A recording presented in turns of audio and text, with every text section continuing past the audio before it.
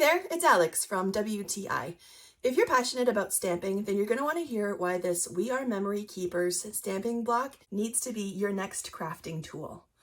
Okay, so I noted that this stamping block design is different from many other stamping blocks. Most use a hinge to stamp, but this one uses two separate pieces with these pegs that truly give a precise press to your stamps. This makes for an even press without a hinge to interfere, and it's able to accommodate all thicknesses of stamps. The last thing you want is to mess up on your projects, which is why I rely on this precision press when I'm crafting. It stamps perfectly every time. It provides a stable space and lines up your stamps accurately. I find it's really especially helpful when you're using layering stamps. The two magnets it comes with are powerful, so your project stays in place as it should.